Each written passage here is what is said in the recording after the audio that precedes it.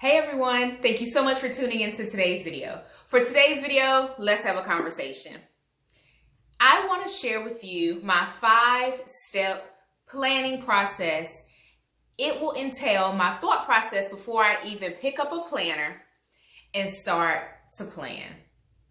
So if you're interested in this video, stay tuned. But first things first, if you're new here, hey, welcome. My name is Coach D and I love all things planning.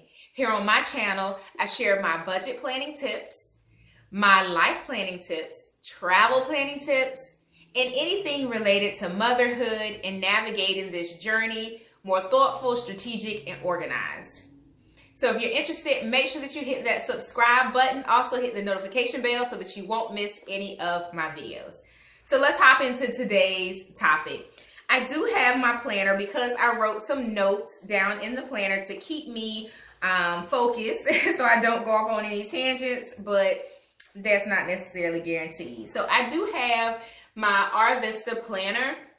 This is the 2021 Inspire, Create, Accomplish, Celebrate. So this is their planner. I also use planners and notebooks from Erin Condren. I have a separate video that showcases my entire Erin Condren collection. I go into details about what's in rotation, what has been used up, as well as some other useful tips about using their products. I'll leave it linked in the description box of this video, and I'll also try to insert a card so that you can watch it as well. But stay tuned for this one. I want to also highlight another planner that I use, which is the Simply Yours Day Planner. I'll leave a link in the description box to another video where I talk more about that planner. I have been a planner guru for a long time, a long time. When I was a kid, I always had notebooks. I was always journaling. I was always dreaming about things, planning for things, and writing out ideas. So I've always been kind of old school pen and paper, if you will, for as long as I can remember. And even when I was in college and I was looking at what classes to take, I always started with the end in mind in terms of what I needed to complete my degree. And I planned out my college education roadmap, probably my freshman year, once I really settled in on my degree. So I have my degree, my undergraduate degree is in business administration. My master's degree is also in business. It's an MBA. Concentrations both times are in finance. So that's my background. That's why I love budget planning. But anywho, so as long as I can remember, I've always been someone who planned things. I am analytical and strategic in terms of my top strengths, I guess you could say. And it's been something that has served me well throughout my life because I have moments where I go with the flow and I live in the moment, but I also am very thoughtful about what I need to do today to accomplish something I have to get done tomorrow. So anyway, that's a little bit about me and why I love all things planning. Even with travel planning, y'all, like if I'm going on a trip, I want to know some of the things that I can do ahead of time so that when I get there, I'm not scrambling to book tickets or make reservations or, you know, try to get to where I need to be. I'd rather do research before I travel so that I can know what to expect when I get there. I hope that makes sense. So let's talk about my 5 simple step checklist for planning. So step number 1 is to determine what you are planning for and to be very specific. For example, if you're budget planning, you should start, I am budget planning for the month of August. I have my budget planning video up if you need some tips. But start with, I am budget planning for my first home. I am budget planning for my first car. I am budget planning to pay off my car. I am budget planning to pay off debt. So if you give purpose to what you're planning for, it helps you to navigate the journey a bit better. Another example, I am planning to grow in my career to become an executive leader. So when you get specific, you can own it a lot better, right? So when you say, I am planning to, I am planning for, It gives purpose to what you're planning for, and then it takes you to my second step. Why are you planning? So, and you can jot this down. It's real simple. It doesn't have to be too deep, or too daunting. Just at the top, August budget plan. If you're using a planner, it's already there. When I did my August budget plan, I put my budget calendar, and it had everything highlighted for the month. So when you determine what you're planning for, the next step is to say, why am I planning? I am planning to pay down my debt because having debt is restricting. When you give meaning to what you're doing, you connect it with the why, you will be more apt to work towards your goals because it's bigger than you. It's connected to something. It's not just, I'm planning my week. I'm planning my week because it's my busiest week of my work week, right? So, and why? I want to make sure I don't drop the ball.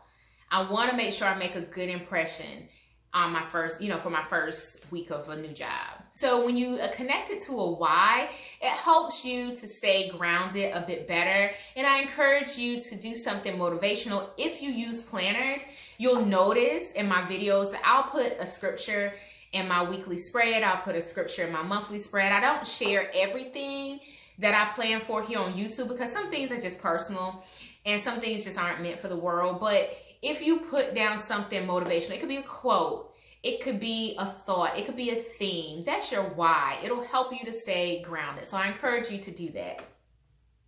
The next step is step 3, set SMART goals.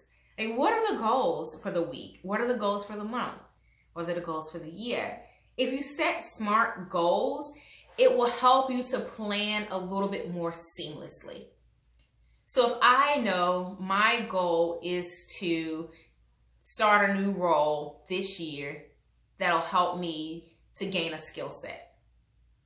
When I set up my plans or when I set up my goals, it'll be linked to that why and that what I'm planning for.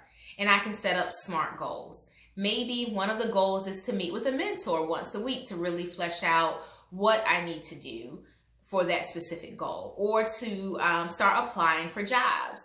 So those are your goals that you'll have along this checklist. And that is number 3, step number 3, or point number 3. Number 4 is to identify all of your known commitments before you start to plan. So I did a live over on Facebook, a Career Mom Community, if you're interested in going to check that out, where I shared a planning hack and I talked about brain dumping. So that's one way for you to identify your planning commitments. And that will help you to plan for your week, your day, your month a little bit more effortlessly. Typically, I'll grab a sticky note when I'm doing my budget planning, and I will go through all of the accounts, write down the bills or whatnot, anything that I'm paying manually. I write down their due dates, any birthdays coming up, any celebrations coming up. If I'm going out to dinner with a colleague or going out to dinner with a friend, girls' night, whatever, I'll jot down those things because they are a commitment that I have for my budget. The same for my week. I'll look at my early morning meetings, my late afternoon meetings, happy hours, and I'll jot those down when I'm doing my household planner. So when you identify your commitments, when you sit down to plan in your planner, you won't feel as scattered because, it's like I've gone through my phone. I know when my husband has something. I know when my kids have something. And then when I get to my spread, and I'll just pull up August because I haven't done this one yet. But when I get to my planner spread, I can go in and say, okay, the 10th is happy hour for work. The 20th is a hair appointment. The 25th is an X, and so on and so forth. Because I've taken a moment to just absorb everything I have to get done so that I could get it into my planner. So some people may prefer to plan for just the week and highlight everything they need to get done for the week, and then they move on to the next week. That's a great tip too, specifically if you're a busy person and you have a lot going on. It can be overwhelming if you try to sit down and just chart out your whole month. If you have a business, if you have your career, your job, your kids, your family, your this, your that, it could be overwhelming. I agree. So maybe taking it one week at a time could be something that's helpful for you. But either way, identify all of your commitments before you sit down and put pen to paper in your planner. The same is true if you're planning digitally. Before you sit down with your Google Calendar and go in to type, or if you're using an app, or if you're using something on your desktop, make sure that you know your commitments so that you can put in the right dates and the right times. And last but not least, my last tip, let me flip back to my page so that I can keep us on target. So is to have an effective planner style. So let's do a quick recap. Tip number 1 is to identify what you are planning for and to be very specific. Tip number 2, connect it to a why, something deeper, something that will keep you motivated. Tip number 3 is to set SMART goals. Tip number 4, before you sit down to plan for any increment or any cadence, make sure that you know all of your commitments. And tip number 5 is to determine an effective planning style. So here on my channel, I've talked a little bit about sinking funds in terms of budget planning. I've talked about time block planning in terms of your day-to-day activities. I've talked about brain dumps. I've talked about different planner methods. I touch on digital methods. I touch on phones, your apps and things like that. The goal is to find something that's going to work for you. Yes, you. Not me, but what's going to work for you. You can take all of my tips. You can figure out a way to apply them to your life. But I hope that you will find a method that's going to work for you so that you can achieve your goals and you can stay on target with all of your tasks. So that's it, guys. That's my 5 simple step planning method. Don't overcomplicate it. It doesn't have to become a dissertation or something lengthy, but just get some notebook paper, get a planner. It could be something from Target. It could be one of the ones I have linked in the description box. It could be setting up something on your phone, but whatever it is, set up something and set yourself up for success. I will speak to you in the next video. Give this video a thumbs up. Also hit subscribe. I would love to welcome you to my YouTube family. Happy planning, guys.